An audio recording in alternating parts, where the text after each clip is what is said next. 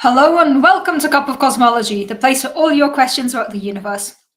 My name is Deanna Hooper, Charlie to friends, and I am a university researcher currently working at the Helsinki Institute of Physics over in the University of Helsinki in Helsinki, Finland. And I'm a cosmologist, so that means that I study the universe, the content of the universe, how things evolve, how things interact, cool stuff happening inside the universe. I love being a cosmologist. I love studying all of these random cool things that happen in space. And I love chatting to everybody about all of the cool things I get to work on.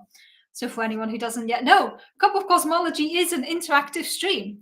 The idea here is that you people can ask me anything you want about space, about cosmology, about the universe, about physics, about academia, about myself, about my cat. It is an Ask Me Anything. You can ask me anything you want, and I will do my best to answer all of your questions. Now, of course, I don't have all of the answers, but we will try to figure out whatever we can together. This also means that the direction of the stream is entirely up to you. I do not have a plan for these streams most weeks. Sometimes I do. The last couple of weeks have been plans, but most of the time I'm just here to chat to people, and you can come and ask me anything you want, and based on your questions, we decide which direction we go in for the stream. So if you're a first-time viewer, welcome. If you're a regular, welcome back. It is great to have you here. If you haven't done so yet, press all of the usual buttons on YouTube or Twitch, wherever you're watching from. There's a subscribe button, there's a like button. You can leave comments, say hi in the chat. You know how this works. The more you interact, the more YouTube and Twitch promote my videos to other people. And then I get more people to ask me cool questions about physics. I see... It's not expecting to have voice issues today, probably because I shouted too much yesterday. But yes, so I see we have a bunch of the regulars coming in. Scott, Ben, David Howden, Paul, Sina, James Bourne. Nice to see everybody. Welcome. I see some people mentioning the Cup of Cosmology anniversary. Indeed, it was 3 weeks ago, we celebrated the 10-year anniversary of Cup of Cosmology. It has now been over 10 years since I did my first live stream back when I was still a master student. It's been a long journey, and we celebrated in the last stream with some greatest hits. Not really greatest hits, just here's some embarrassing clips from 10 years ago or from 8 years ago. It was very nice. It was very cool, and I'm glad that a lot of you joined for the anniversary special. Thank you to everyone who did. It was really fun to kind of get lost in memories.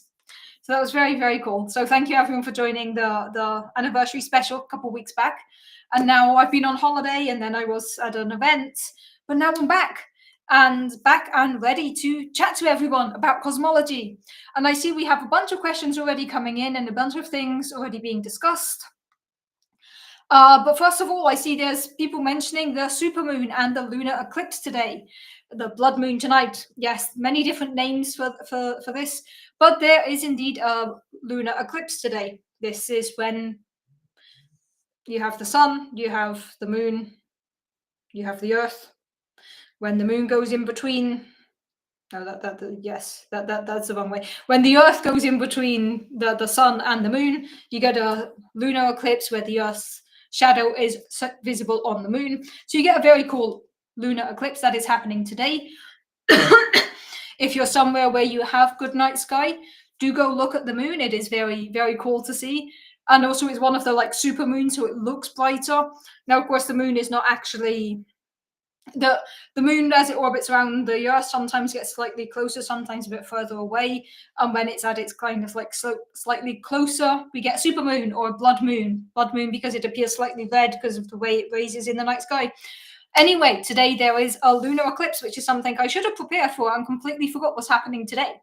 However, in typical Helsinki weather, it is cloudy, and there is no chance of seeing the moon tonight because there is a thick layer of clouds and it has been intermittently raining all day, which I do like. It's just a tad inconvenient when there is something cool to see in the night sky.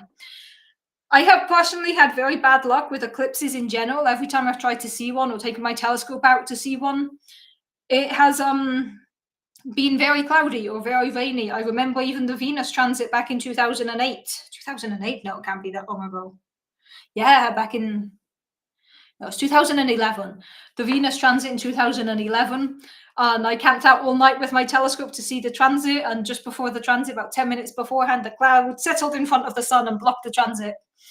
And that was very frustrating. But yes, if you're somewhere where you have a good moon, or good night sky, go look at the moon. It's pretty. You know, the moon is always worth looking at. It's always pretty.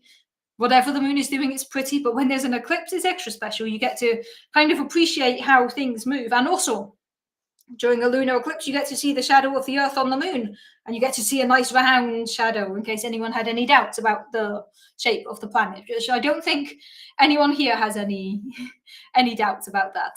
But if you do have doubts, feel free to ask. And, you know, this is the place to answer any questions you have. Okay, I see there are also many other comments about other topics, which we're going to try to get to, because as always, I will try to get to all of the comments. I might not be able to, but we will do our best. But also, there's something that I promised I would announce today, and I'm not sure if anyone picked up on it. Let me just glance through the comments. Let's keep to the eclipse, and then I'm going to go back to that. And then there's some questions about dark matter I need to get to.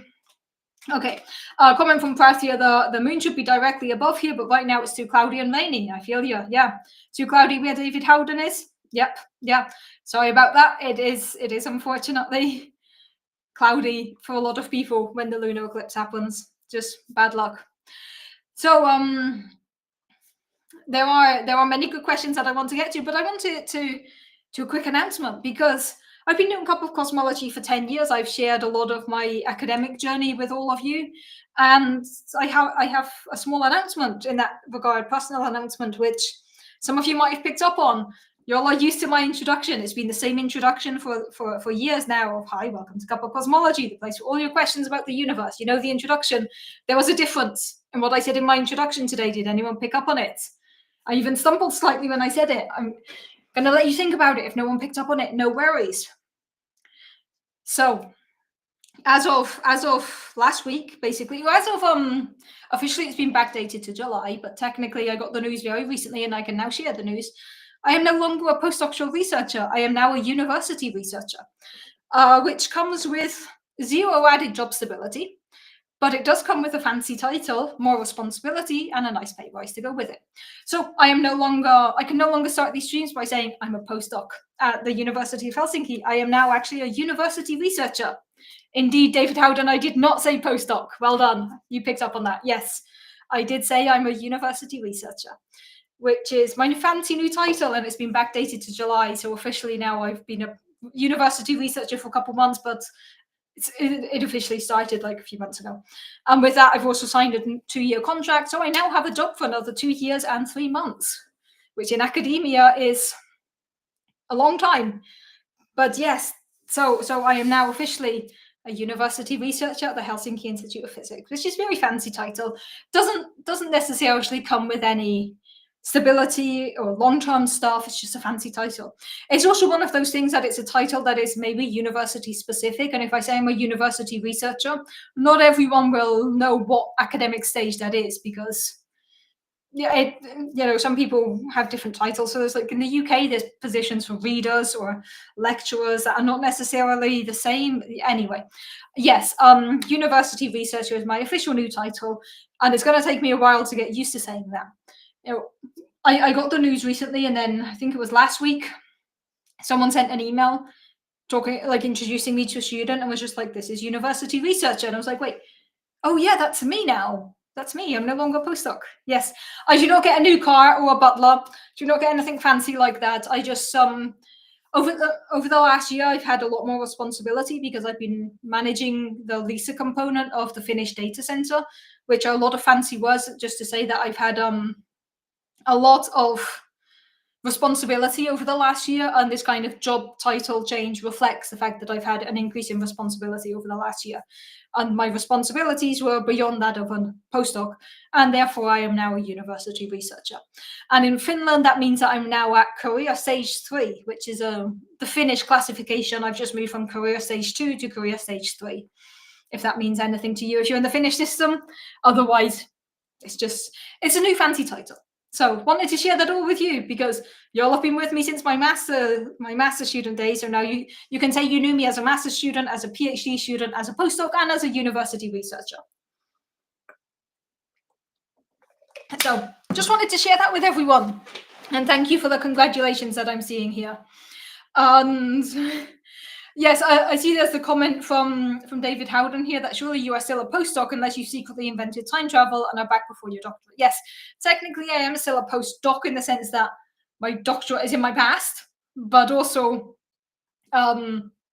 yes, I no longer have the title of postdoc. I'm now a university researcher, which reminds me I should update that on my webpage because my webpage now has outdated information. But yes, it did not come with a car or a butler. But comment from Prath, I hope the raise got backdated to July. It did.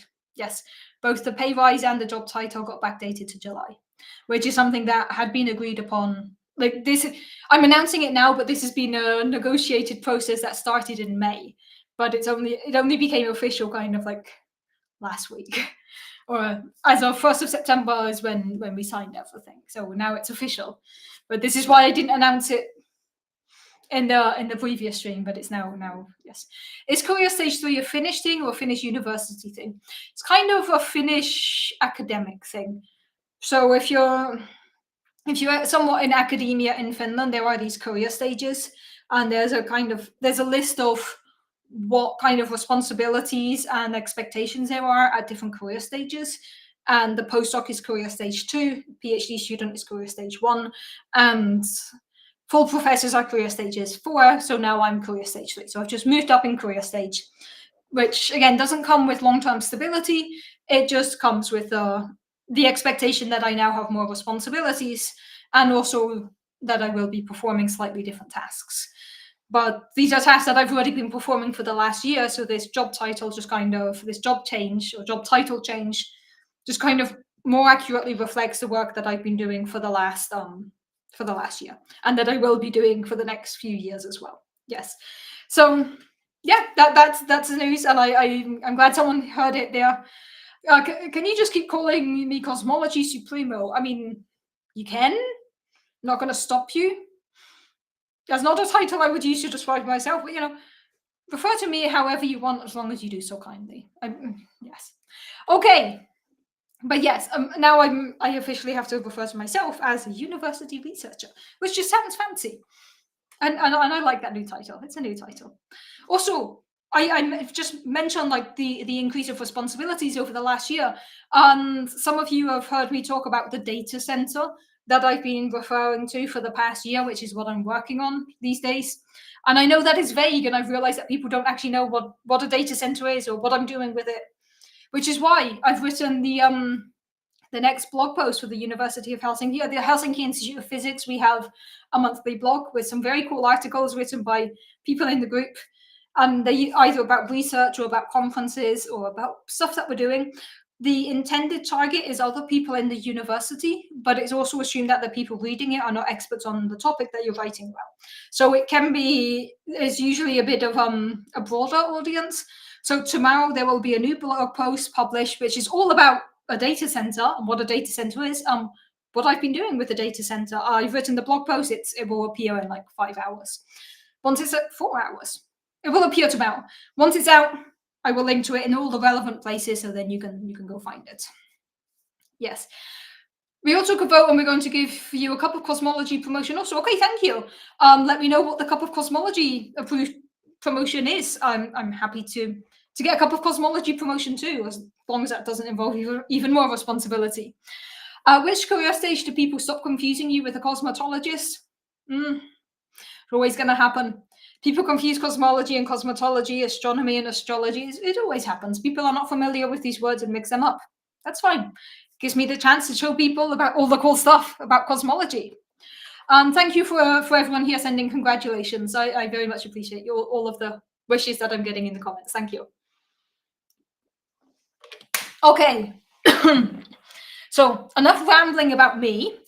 Let's get into some physics. I've seen there have been some very cool questions. So I'm going to take it from the top, and we're going to address all of the questions. And the reason my voice is slightly hoarse today, which I didn't notice because I actually haven't spoken to anyone except my cats today, is because I was at a show yesterday that involved copious amounts of shouting for 4 hours, just under 4 hours. And I think I used a lot of my voice yesterday. So I just noticed my voice is like, oh yeah, I was shouting for 4 hours yesterday. Amazing show. Had a great time. But yes, my voice is slightly suffering today. But that's fine. This is why I have tea and water. Let's take it from the top and address some of the comments. I saw there was the joke from David Howden. I just didn't read it properly, but you're doing laundry and you've decided that dark matter must be all the missing socks. Yes, but when your socks go missing somewhere, maybe they're joining the cosmos in the form of dark matter. That is not the prevailing cosmological theory, but also until we find dark matter, your guess is as good as ours. Okay, there was a comment from Ben that's confused me slightly because maybe I've missed some news, but there's a comment from Ben here. Have we discovered dark matter now that we have found a primordial black hole? Now, this is very interesting. I did not hear about us finding a primordial black hole. I'm not sure if that's a new thing that came out very recently, but I do not remember reading or hearing anything about a black hole. So Ben, if you have a source for that, please do let me know. But I have not heard about us discovering primordial black holes, but maybe let's just recap what are primordial black holes? What does this have to do with dark matter? Just in case, this is news to be shared. Not yet sure. Hey, David Dunn, great to see you. A comment from Lasargo that I need a smaller portable CMB plushie to carry around. Well, I don't have a plushie, but I do have a beach ball CMB. So it's not really portable. It is kind of just like, it's a beach ball, but also it needs blowing up again. But I do have a kind of like portable CMB, a little baby one. A CMB plushie would be amazing. If somebody wants to make me a CMB plushie, anyone who knows how to crochet, you want to crochet me a little CMB, that would make me so incredibly happy. I do not yet have a CMB plushie. I guess I could just learn how to crochet and do it myself. See, this is the problem that I sometimes do things like this. I'm like, what if I just learn to crochet so I can make it myself? I do not need more hobbies. But if anyone wants to crochet me a little baby portable CMB, that would be very, very cool. Please feel free to do so. Or, whatever craft you know how to do. If you want to make me a little CMB ball, I will highly appreciate it. But for now, I just have my little portable. Less portable, but I have my beach ball in the background. Sticking with the university researcher thing, there's a question from James, and then I'm going to explain dark matter and primordial black holes, and then we're going to answer some other questions. Comment from James. So university researcher is not specific to a university, but a title in itself with no association and not granted by a specific university backing. Yeah, it is not something that is tied to the university where I am, but so right now, within the Finnish system, I'm a university researcher. This is also the title I can use right now. And if I were to change to a different Finnish university, that would probably still be my title. Unless, I get a permanent position or move up to professor or something like that, or associate professor. Now, not every country has this position, this title of university researcher. Different countries have different titles. And it's kind of like, if you're somewhere in the academic career ladder where you're between a postdoc but not yet a tenure track, that has that position, that state where you're kind of more responsibilities in a postdoc but not yet tenure track, that is something that has different titles in different universities and in different countries. Now, in Finland, one option for this stage, there's also different options, but one option here is the university researcher. So it just kind of denotes the fact that I've progressed further than a postdoc, but not yet tenure track. Now, in other countries, this would be called something else, but the title of university researcher is not in itself associated with a specific university. It is a title that I now have that I can use in any context, but that outside of Finland might not necessarily mean the same to other people as it does within Finland, because it's very specifically the title chosen to denote someone between postdoc and tenure track in Finland. But in other countries, this has a different name. And that's okay. The academic system has a bit of flexibility with all of these things. But this is why when you apply for an academic conference, you have to put your title. And there's always the option of other. There's the default one of like PhD student, postdoc, professor. And if you're not one of those three, you use the other box and fill it in yourself. So yes. Okay. So it's like, yeah, Scott is making the analogy here, the different different instruments also have this yes, I agree. Titles are weird is my conclusion. Okay, so I wanted to talk about dark matter and primordial black holes, and I'm just going to quickly scan the comments to see what other topics we're going to be talking about, because then I can tie it together. But there was a comment from Ben about have we found primordial black holes and dark matter, which is the one I want to answer. And then there were a lot of questions about the lunar eclipse, and comment from Scott that they changed the definition of mass. We will come back to that one as well. I'm actually making a note of all of these today, so I stop jumping back and forth with all the comments. So I'm going to just make note of all the topics we're going to talk about. And then we're going to go to that follow-up to Scott's question. They used to say that objects gain mass as they accelerated towards light speed, as relativistic mass and rest mass stayed the same. But yeah, we'll get into definition of mass. Let's see what else. There was a comment from James here. So this is the one that I thought we might be able to add in. Yes, there are some comments we'll come back to about black holes. But first of all, let's get into primordial black holes and dark matter. And then we go back up to some other comments about black holes that look very interesting as well, and that I should also answer. And then there's a question from Plath about peer review, which we will also come to. So, dark matter, black holes, let's get into this. First of all, a big question we need to ask, what is dark matter? So we're going to start with the question of what is dark matter and what isn't dark matter. And unfortunately, we don't actually know what dark matter is, but let's set the scene a bit.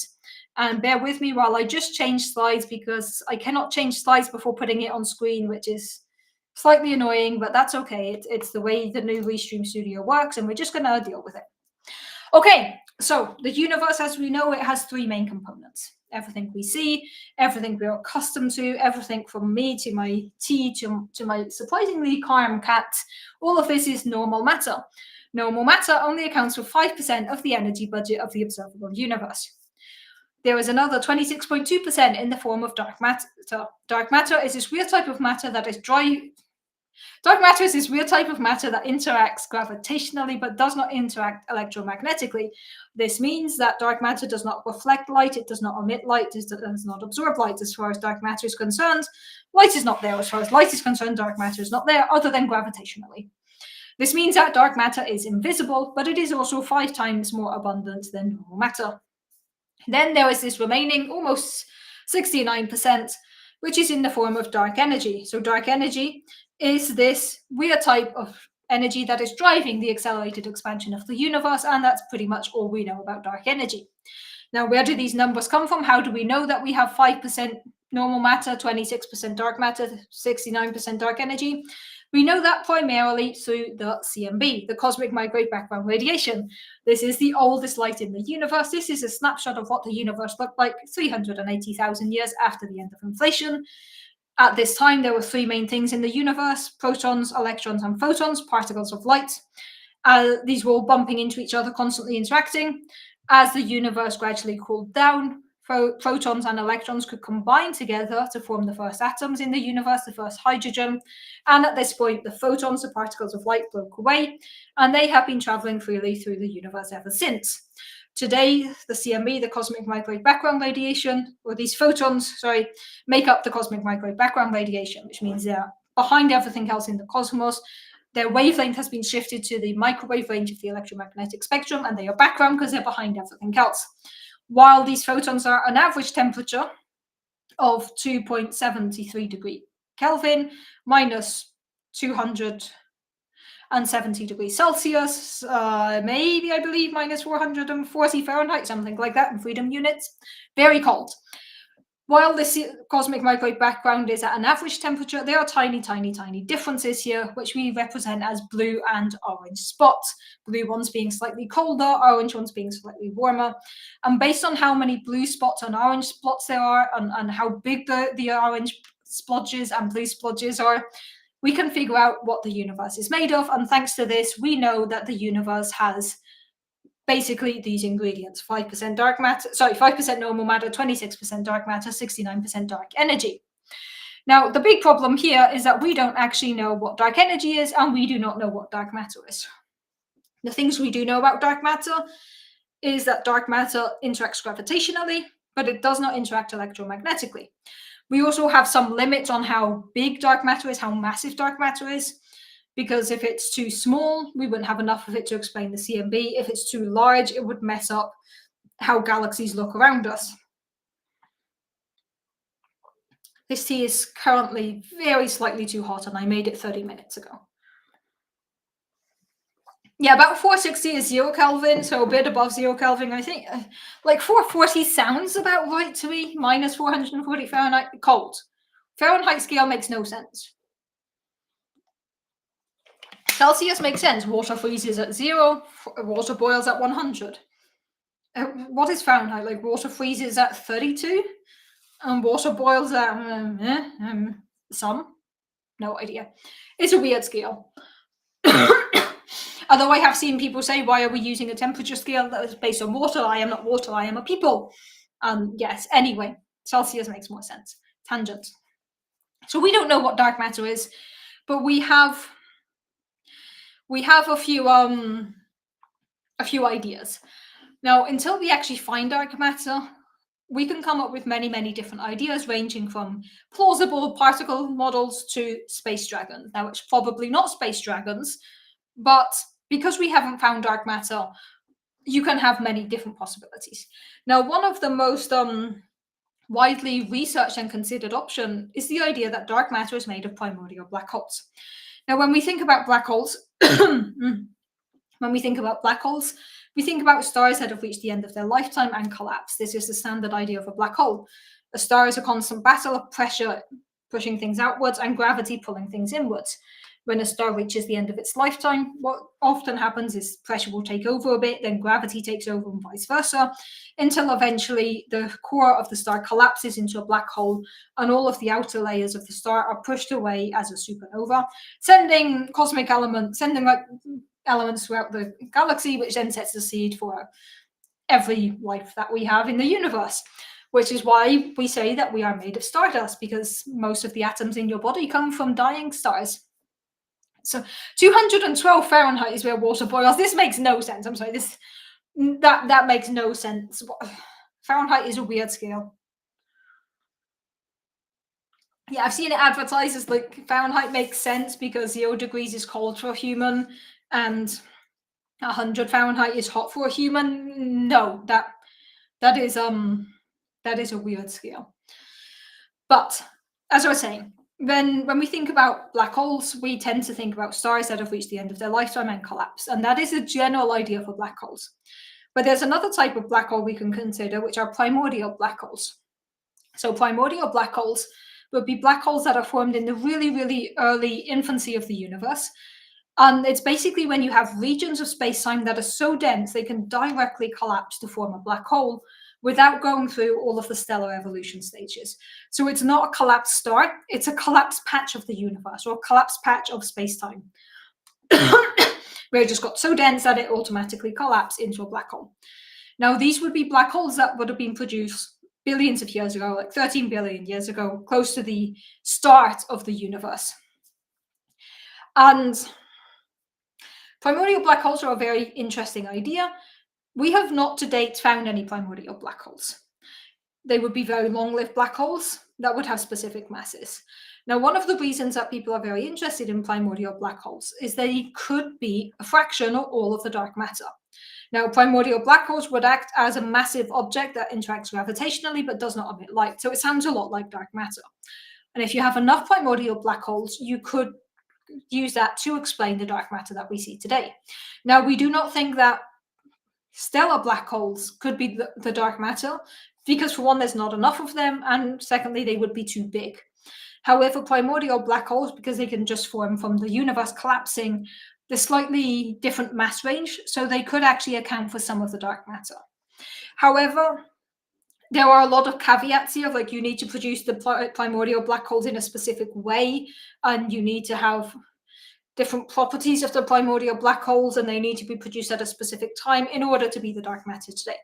And this has been kind of a heated debate in the field for the last 20 years, where every week there's a new paper that is either like, yay, primordial black holes could be all of the dark matter, or primordial black holes could not be the dark matter. But it is still one of the many options we have for dark matter, and we don't have any evidence to disprove this idea. Now, the question Ben asked was, Now that we found a primordial black hole, have we discovered dark matter? So again, I'm going to state here that I have not read about us discovering a primordial black hole. There was a follow-up from Ben here about you can post a link. Yes, YouTube blocks links in the live chat because they are often spam links. Like, get more followers, click this link. So YouTube, I set it up so that links are blocked in the live chat. But you should be able to post links, I think, in the comments to the YouTube video afterwards. Like once the video is up and it's no longer live, I think then you can post links. But the next up from the article Ben is referring to, JWST detected elongated light waves from hydrogen atoms. The team estimate that it's roughly 13.3 billion years old. Okay. So I will have to read that article before I can say if that accounts for a discovery as of a primordial black hole or not. But here's the thing. Finding a primordial black hole would not be enough to say we have found dark matter, because we do not know if primordial black holes make up any, all, or none of the dark matter, or a fraction, or any amount of the dark matter. Finding one primordial black hole would be cool because it would show us that primordial black holes exist if we can prove that what we found is a primordial black hole and not just a black hole that was formed at a late time. But if we conclusively find a primordial black hole, it would be kind of it would show us that these things do exist. And once we found one primordial black hole, then we will have a better idea to how to search for other primordial black holes. Now, we cannot immediately say we have found a primordial black hole, therefore we have found dark matter, because we don't yet know if there would be enough of the primordial black holes to account for the dark matter. So there will be several steps involved in this process. Now, there are other cool things, like there's other types of dark matter candidates that are incompatible with the existence of primordial black holes. So by finding just one primordial black hole, it would be enough to say these other dark matter candidates are no longer viable.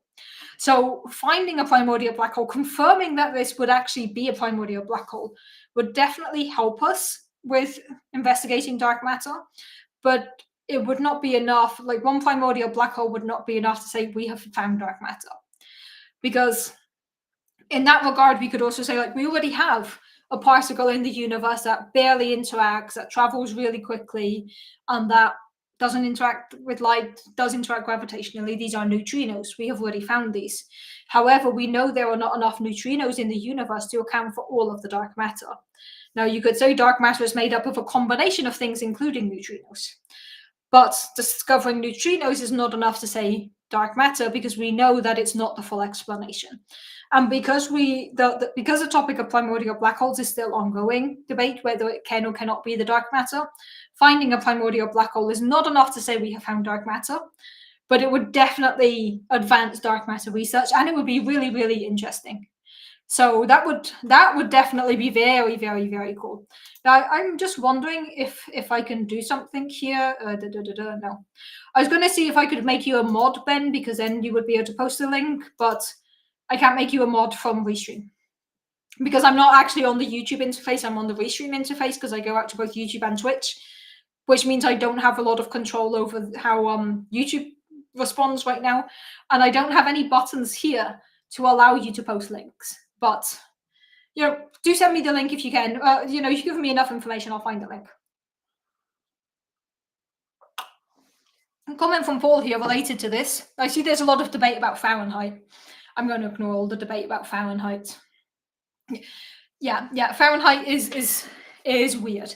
The comment from Paul here: it would be cool if we discovered some kind of dark matter, but it only accounted for some of the effects we're looking for, explaining why it was hard to find, and then we have to search for another. So this is the other thing, right? Like, based on all the effects we observe that we attribute to dark matter, which ranges from the way galaxies look, to the CMB, to the way stars move within galaxies, to the overall structure of the universe, all of this is and like how galaxies are distorted, how light from galaxies is distorted. All of this points towards dark matter accounting for 25% of the energy content of the universe, dark matter being something that doesn't interact gravitationally, and so on.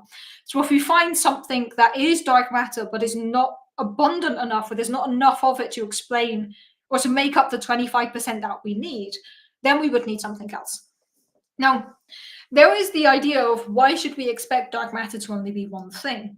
And the example that people often give in this direction is if we look at normal matter, the matter that accounts for us and everything around us, which is only 5% of the cosmos. Normal matter has at least 17 building blocks that we know of. There's all of the quarks, there's the leptons, there's the fermions. We have our standard model of particle physics where we have 6 quarks, we have 6 additional leptons, then we have all of the bosons, like the ones that tell these particles how they can stack themselves together. So normal matter has at least 16, 17 building blocks. So why would we assume that dark matter, which is 5 times more abundant, only has 1? Now, of course, it would be very cool if dark matter is rich and diverse and there's many different concepts behind it. But the thing is, we have to start somewhere. Because we haven't yet found any of the dark matter, for now, what we often do is we assume that the dark matter is made of one thing, because searching for one thing is easier than searching for 50 things simultaneously. But there are searches ongoing for many different types of dark matter. So hypothetically, let's say that we have found a primordial black hole. I haven't yet read the article I said, but let's say hypothetically we have found a primordial black hole. We confirm that it's a primordial black hole. With some more population studies, we figure out that there are a lot of primordial black holes, but they can only make up, for an example, hypothetically, 10% of the dark matter. That still leaves us 90% to find. But at that point, we would already have at least one thing that we can say, hey, at least this one thing is the dark matter. So it would be very cool. Any type of discovery that advances our knowledge of dark matter is going to be cool. Now, I don't expect that we're suddenly going to be like, look, we found it. We found all of the dark matter overnight. I honestly expect that it's much more likely to be a combination of effects, but we have to start somewhere. Okay, there's a follow-up here from Brath of how can primordial black holes be dark matter? Don't primordial black holes interact with light and mass? Excellent question. So, if we're thinking about a primordial black hole, it's a black hole that is formed in the early universe, which basically means it's a region of space-time that is heavily distorted. Now, thanks to Einstein's general relativity, we have this idea that gravity is essentially the curvature of space-time. Objects with mass tell space-time how to bend. The bending of space-time tells objects how to move. Now, a primordial black hole would essentially be a region of space-time that is extremely curved. This is true for all black holes. Now, this means that it would act as something gravitational. Things would be attracted towards it. It has gravitational presence, as do all black holes. Now, while primordial black holes can absorb, things can fall into primordial black holes like light, normal matter. That is not directly saying that the primordial black hole is interacting with light. It is creating a gravitational field. It is curving space-time, and this curvature of space-time forces light to move towards the primordial black holes.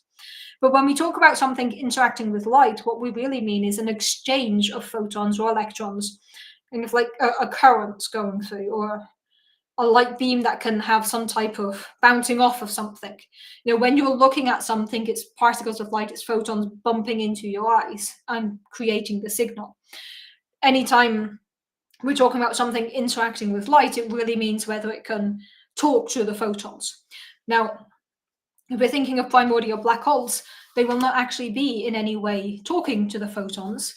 The primordial black holes can just produce a gravitational field that curves space-time, and then the photons follow this curvature of space-time and fall into the black hole. Likewise with other standard model particles, which I guess is what you mean here, Prath, by mass. So yes, primordial black holes can absorb, can create... One sec.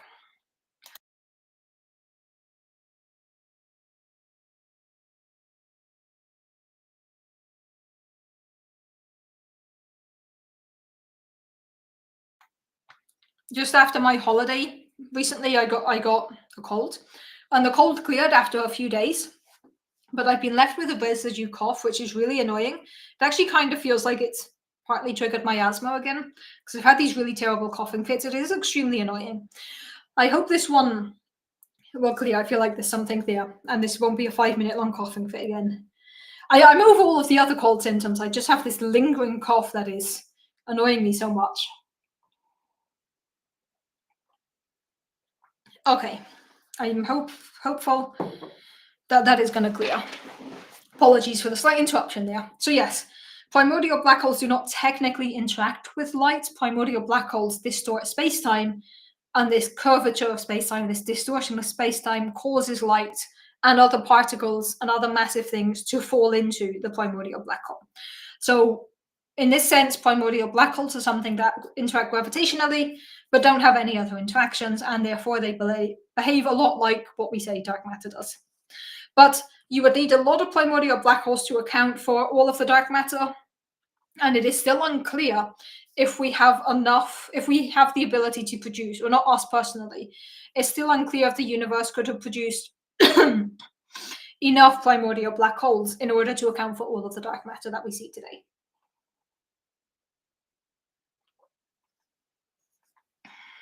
Okay. And there's a question from Mito here: should there be accretion disks around primordial black holes? Now, an accretion disk is all of the matter spiraling around a black hole. Imagine you have a nice black hole here. This is dusty.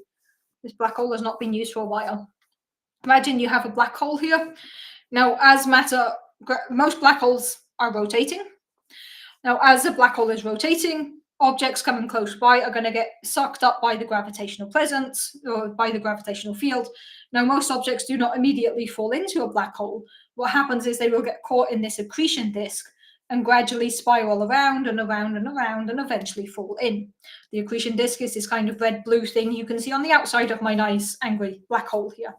I have a black hole plushie. I don't have a CMB plushie, but I do have a black hole white hole hybrid plushie. So this is from Course Kazakh, by the way, in case anyone is wondering. You can see the logo there. So an accretion disk is this disk of matter that is gradually falling into the black hole caused by its rotation and its gravitational field.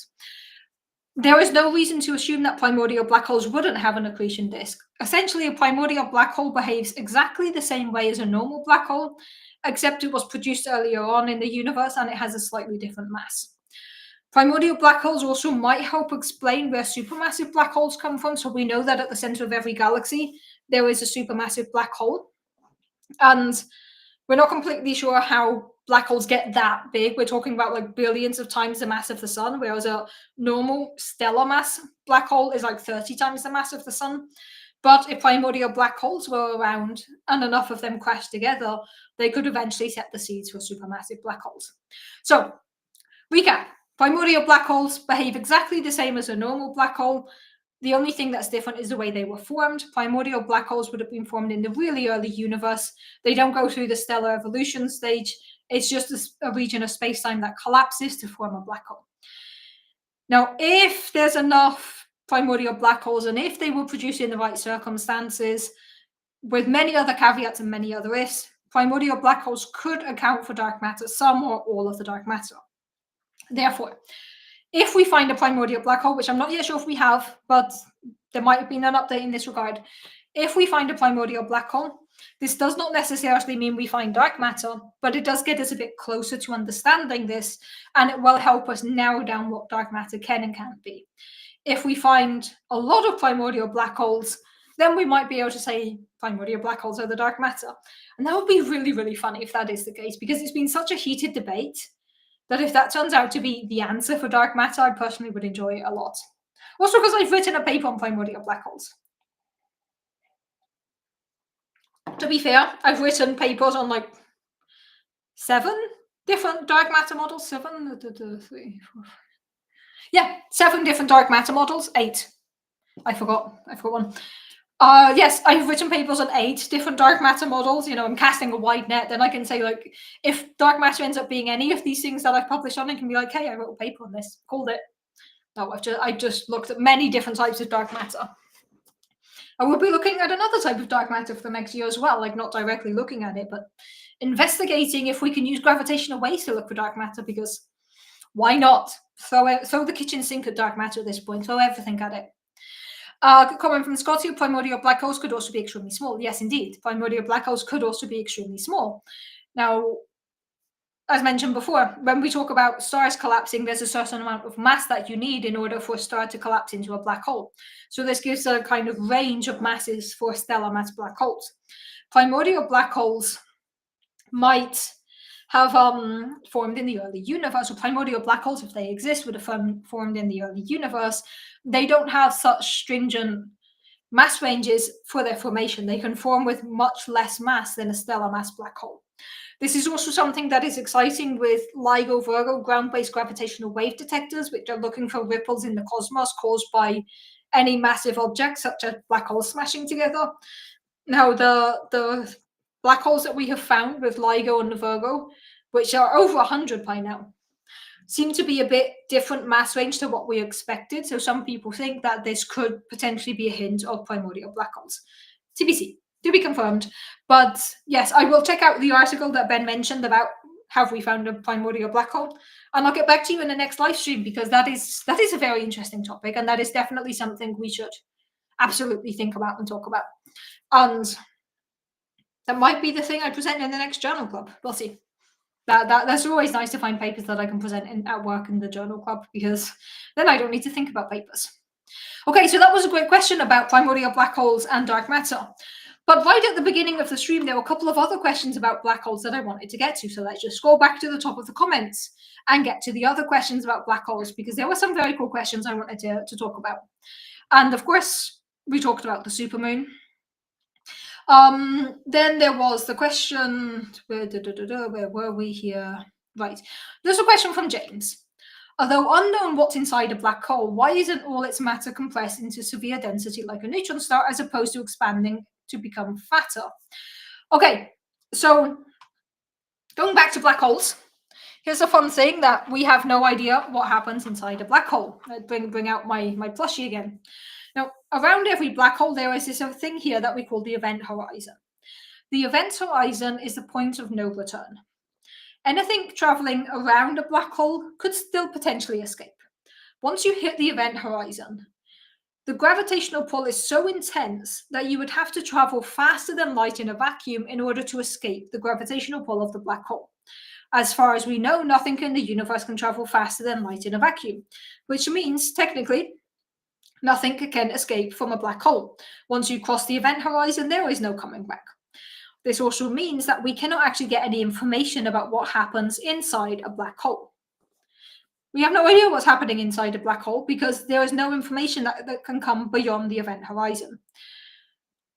Now, we know that mass falls in, and we know that black holes get bigger as mass falls in. And this kind of makes sense, right? Mass should be conserved. If you put more mass in, a primordial black hole is going to get chunkier, they're going to get bigger. Now, there's a very cool thing about the way that the density of black holes behaves. While black holes are technically extremely dense objects, they're less dense than you'd expect. And you can calculate based on the way we know that gravity behaves in these extreme scenarios. We know the way the radius of a black hole is related to the amount of mass it contains. And it's basically linear. Now, for most of the time, you'd expect that it is a spherical object. There's an r cubed there, radius to the power of 3. Not with black holes. Mass that goes in is directly related to the radius. You pour more mass in, the thing's going to get fatter. This is just due to how gravity works in these extreme scenarios. So, when stuff falls into a black hole, we have no idea what happens to it, but the mass that falls in needs to be conserved. So the mass that goes in adds to the mass of this guy here, and this causes the radius to grow slightly. As to why is it not all condensed into one big thing in the center? It might be, but there are certain limits. There's a point where you can't condense matter any more than it already is. At some point, you reach the quantum limits where you can't force matter to be any closer than it is. So inside a black hole, when we reach the point where you can't force it to be even more dense. So at that point, you do start growing the black hole. So very cool question there, but the short version is mass falls into the black hole gets fatter, because at some point you can't condense it enough. As to what exactly the mass is doing inside the black hole, we have no idea. There you can get into the idea of maybe it all just keeps falling in, maybe the actual information is contained on the event horizon. The mass itself falls in, but the information, the knowledge is stuck on the outside. We are not sure. Yes, so the formula for a sphere does have this pi r cubed, but when we calculate the radius mass relation of a black hole, it is basically a linear relation, which is to do with how gravity behaves in these extreme environments. Stuff falls in, thing gets bigger, So mass falls in, black hole gets bigger. As to what the mass is doing once it has fallen in, we have no idea. It has fallen in. We don't know what it's doing because we don't know what is happening inside the black hole. But that is also a very cool question. And right next to that cool question that we just had about from James here, there was a very cool question from Paul. I love this question, and I'll tell you why I love this question. So the question is, what are your thoughts on the cosmic coincidence, in quotation marks, that the size of the observable universe is the same as a black hole would be if it had our universe's mass? Love, love, love this question. So this is actually kind of almost my favorite question ever from couple cosmology, and it's a question that I got back in my PhD days.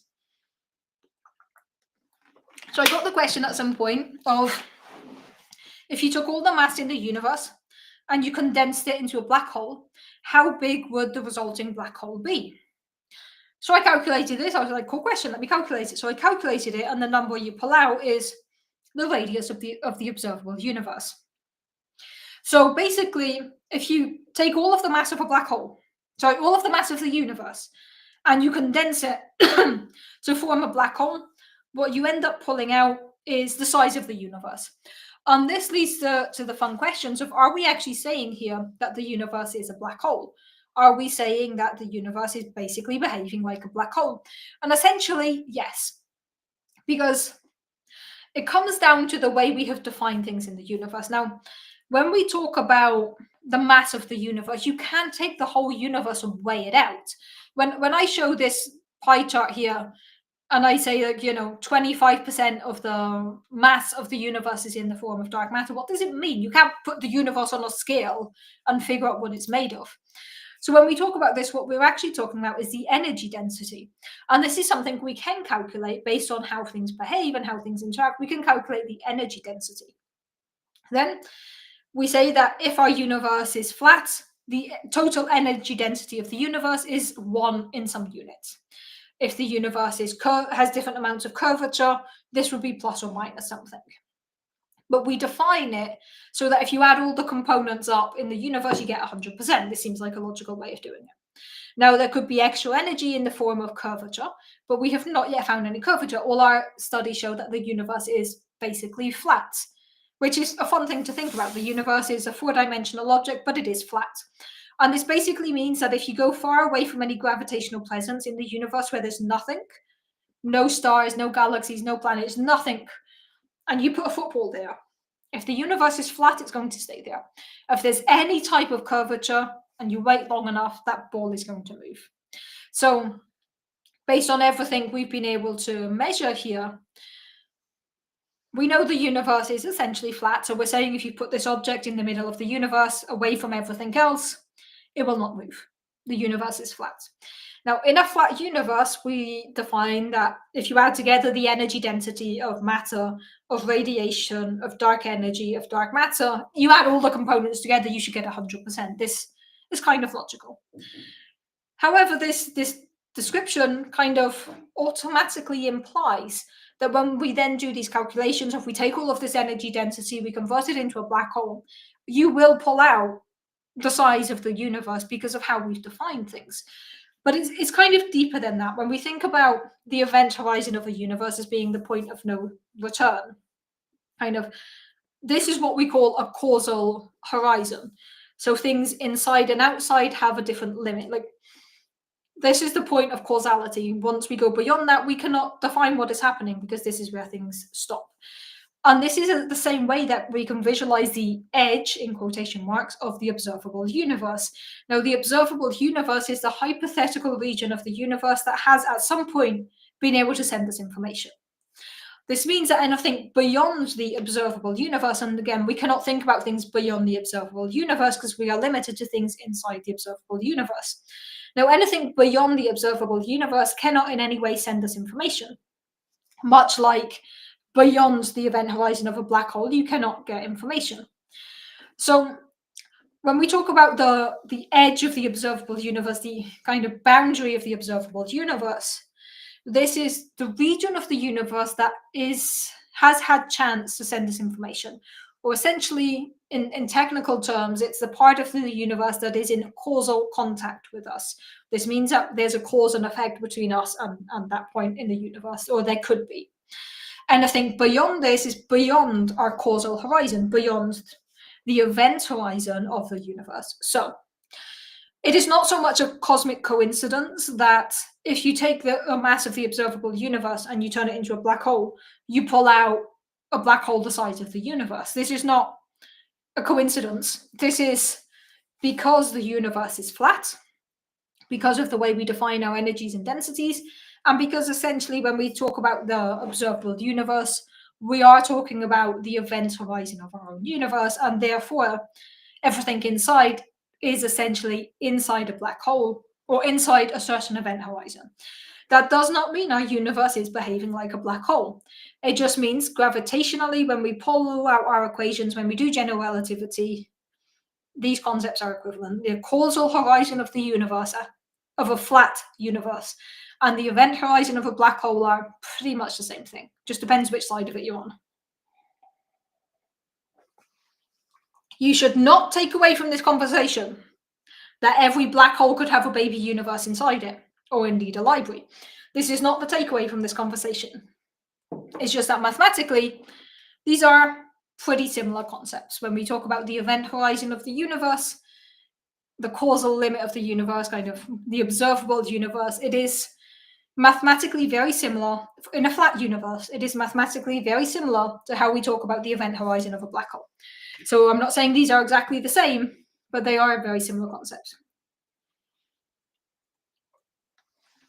Okay, very cool black hole questions. Let's take it from the top one more time. I just want to talk about other questions that we have missed. Okay, there was the comment from Scott about the definition of mass.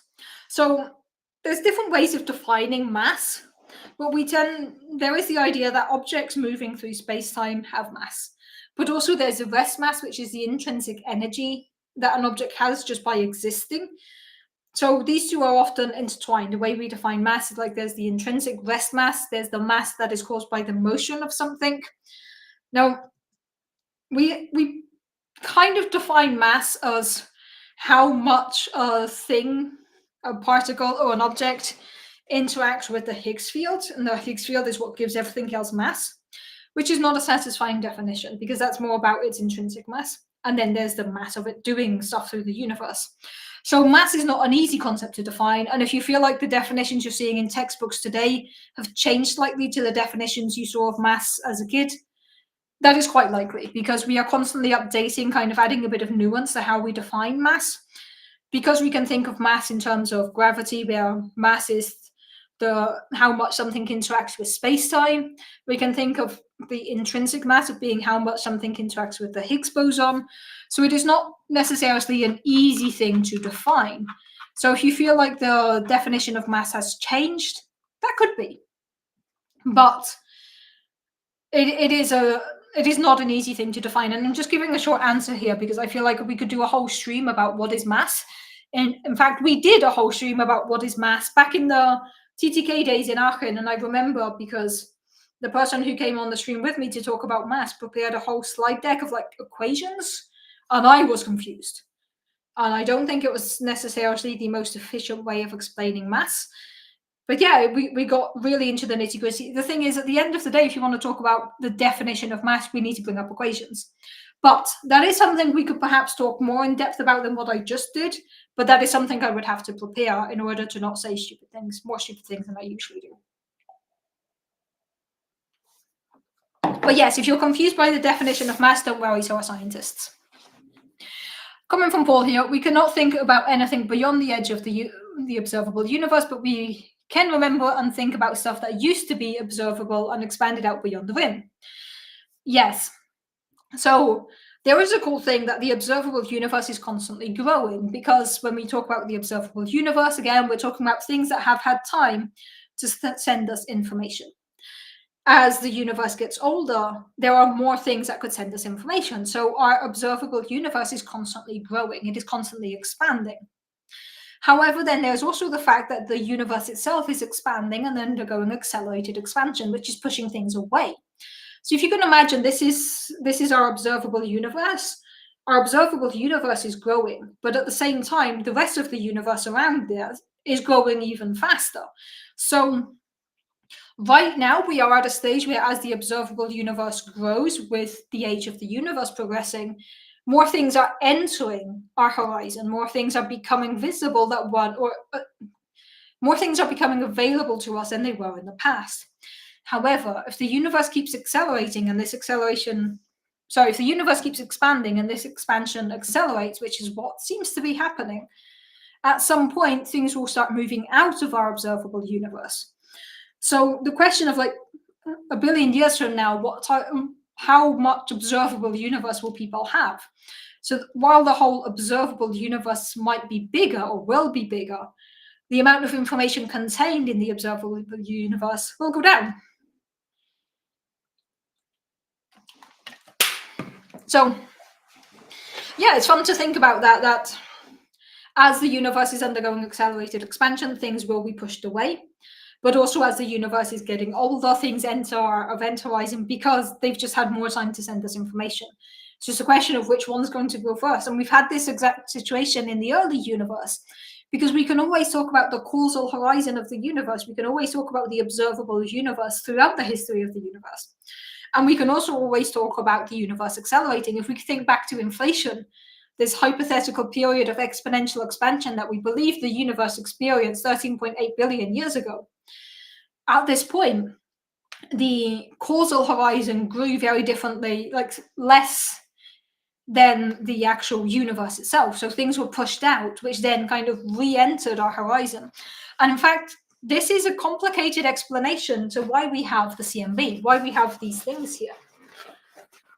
Because let's get technical. So I've talked about the blue spots and the orange spots being hot spots and cold spots on the CMB.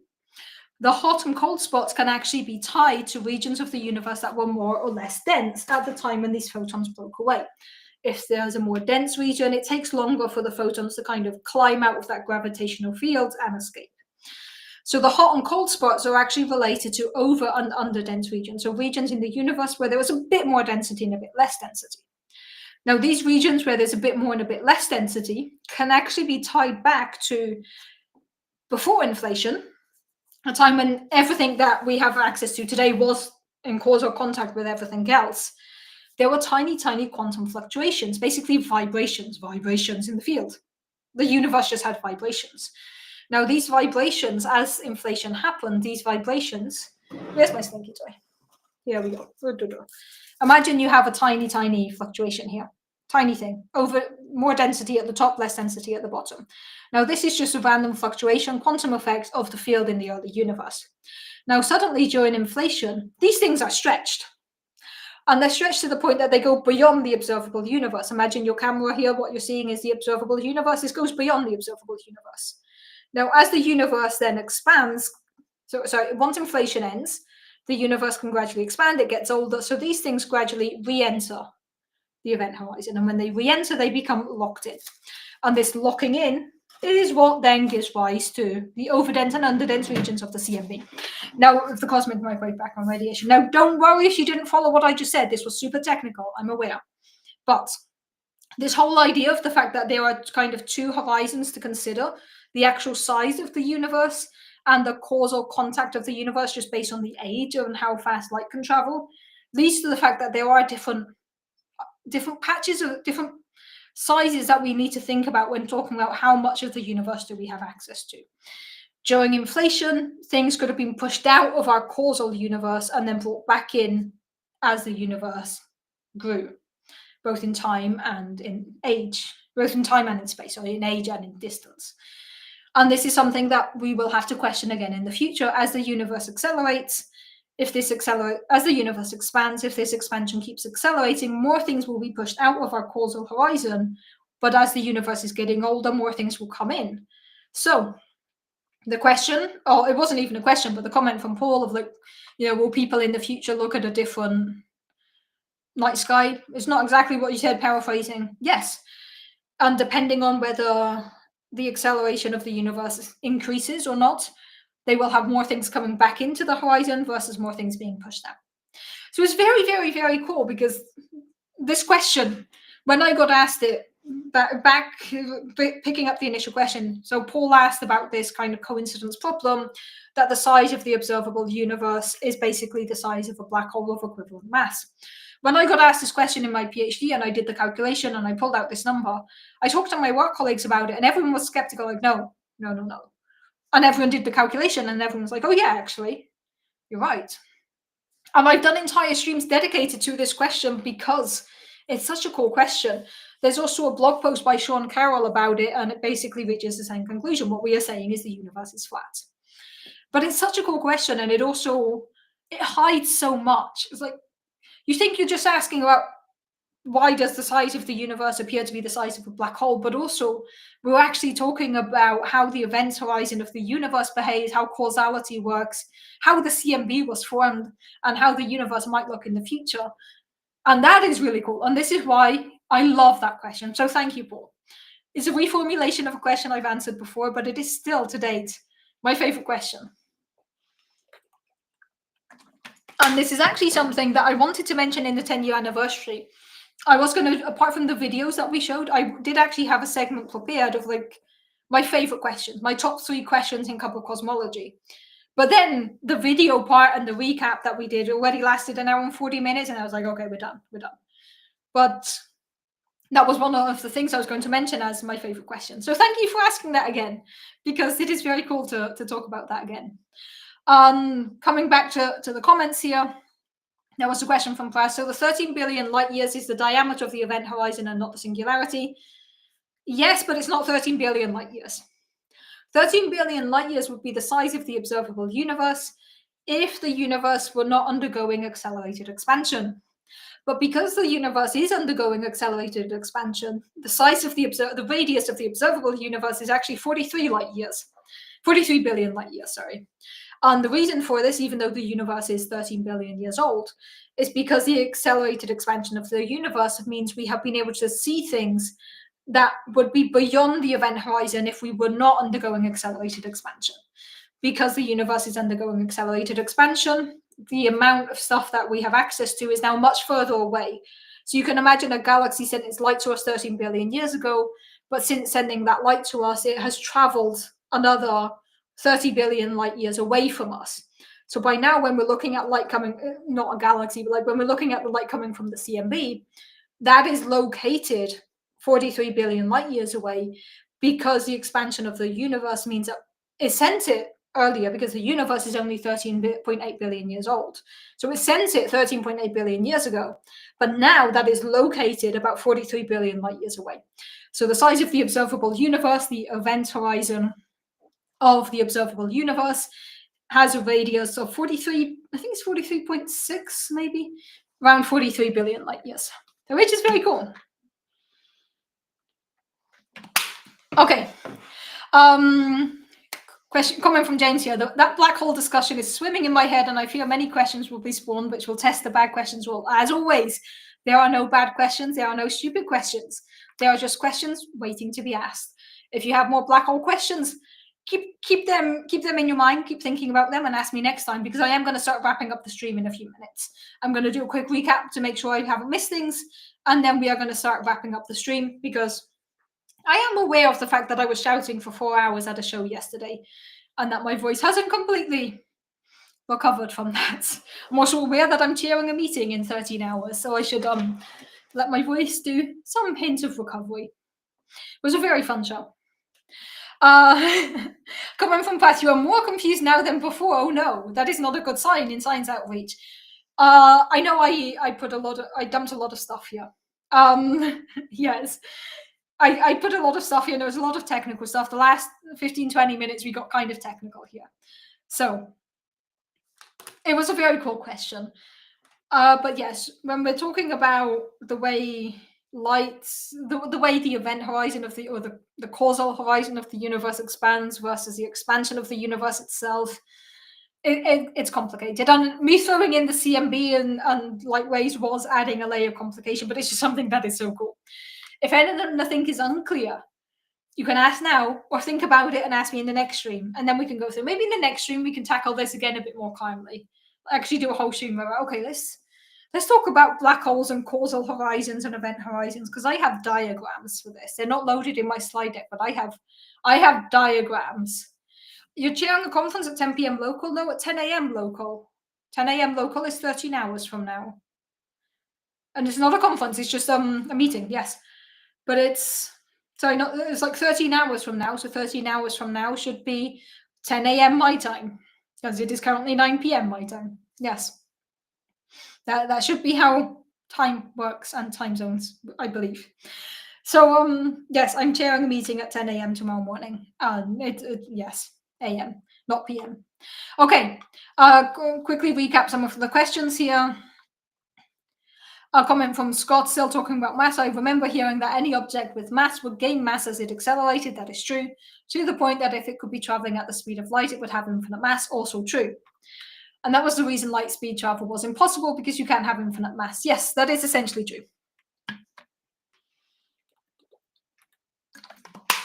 Okay, so to recap the last 20 minutes. Paul asked a question at the beginning of the stream, which I only recently answered, of my thoughts on the coincidence, the cosmological coincidence, that if you take all the mass of the observable universe and condense it into a black hole, you pull out a black hole of the size of the observable universe. Now, I argue that this is not a coincidence, because it comes about from the way we have defined the density of the universe. It comes because we live in a flat universe to our knowledge, and it comes because of how we talk about the causal horizon of the universe. But essentially, when we talk about the border, like the limit of the observable universe, we can make the analogy that this is similar to the event horizon. The mathematical language we use to describe the event horizon of a black hole and the edge of the observable universe is the same. I'm not saying that we live in a black hole. I'm saying that mathematically, when we talk about these limits, we are talking about the same thing. Now, I then went into some explanation about how when the universe is expanding, things are pushed away from us, but also as the universe gets older, more things re-enter our observable universe, because the observable universe is determined by two things, mainly the age of the universe and how fast light can travel in a vacuum. As time goes on, objects that are further away have had more time to send us information. So we can see objects that are further away that right now are beyond our event horizon or our observable universe. Once the expansion of the universe accelerates so much, things will be pushed away too fast and then they will not come back in. That is something that happened during inflation and explains the CMB, the cosmic microwave background radiation, and it's something that we see today as well, or we might see in the future. So, great question, Paul. Very cool question. If I lost anyone, I apologize. I know I got kind of technical here. It is a very, very rich topic, and it's one that I like talking about, and I perhaps didn't explain it as well as I should have done. But if there are more questions, do ask me questions, because I might not answer them today. I'm going to wrap up, as I said, but there's always next time. And this is a topic we can definitely talk about. We had a lot of black hole topics today. I feel like we mainly talked about black holes, primordial black holes, dark matter, and then we got into event horizons of black holes. So I'm just going to quickly scan the comments to make sure that I didn't miss anything essential. Whew, okay, so we talked about me being a university researcher. We talked about the supermoon and the eclipse happening right now if you don't have clouds. I mean, it's happening anyway, but you'll see it if you don't have clouds. Then we talked about the definition of a mass, which I gave a very brief description of because I wanted to focus on primordial black holes and black holes. So we talked about how mass is located inside a black hole. Then we had this very cool question. And let's just see other comments. There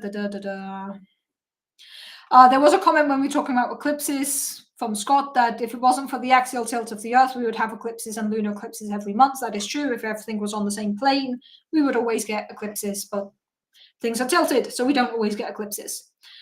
Okay, quickly recapping all of the comments, just making sure that I got everything. I think we answered all of these. Yes, Lothario mentioned a smaller portable CMB plushie. I do want that. So please do make a CMB plushie and send it to me. I will highly appreciate it. Right, there was a question from Brath about peer review. Quick fire answer. Do you participate in peer review? Yes. Have you had to deal with vibe research and vibe data? No.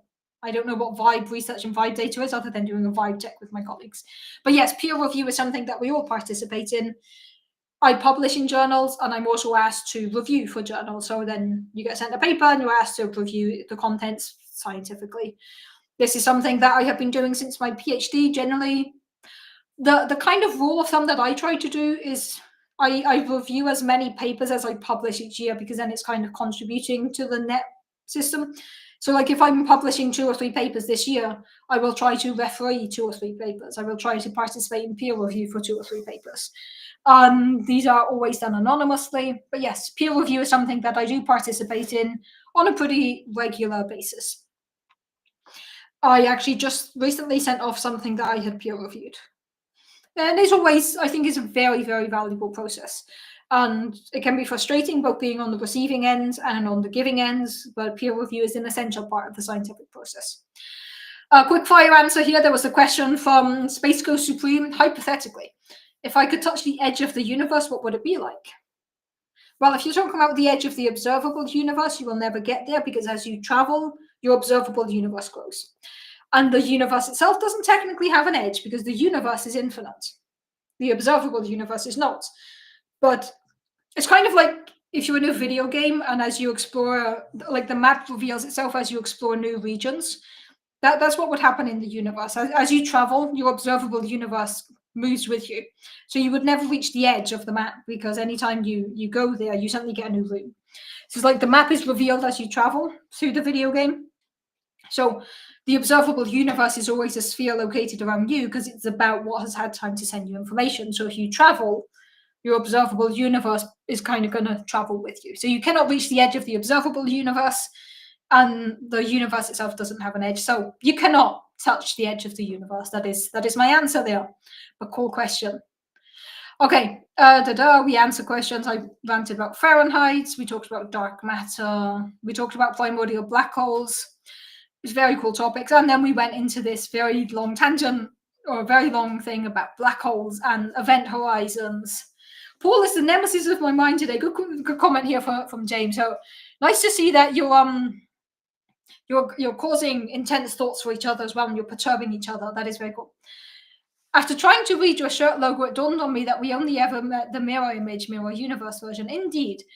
So the logo here says Sexton Center for Astrophysics. You can see there's a mountain and a galaxy. The Sexton Center for Astrophysics, as the name implies, is in Sexton, which is in the Dolomites in northern Italy, and it is a venue that hosts conferences. And if you go to conferences, you often get a t-shirt, and it has this really cool logo, and I love it. But also, this t-shirt is a bit old and it's kind of disheveled, and it's one of my default weekend t-shirts, which is why it's one you frequently see on the live streams. I'm not in any way working at the Sexton Center for Astrophysics. I went to a conference there, and I got the t-shirt. Went to a conference, and all I got was this t-shirt, and it was a very good conference. But yes, you only ever see the flipped version of me, which is also very interesting to think about. If you ever put the non-flipped version, it's kind of perturbing. It's like your brain isn't, because we only ever see ourselves in the mirror or on cameras which are mirrored. And if you non-mirror it, it's kind of disconcerting. It feels like you're looking at a version of yourself that your brain isn't quite used to seeing. It's yes. Oh, AI generated research and data. Yes, I'm guessing that was related to the peer review. I technically don't work with AI data sets, either myself or in peer review. I have reviewed papers on machine learning and AI, but the data that we use is not AI generated, if that makes sense. But some people are trying to use machine learning approaches in different areas of physics, in different areas of cosmology. And that is something that, while I haven't personally written on, I have been on the reviewing side of. And it was a very interesting paper.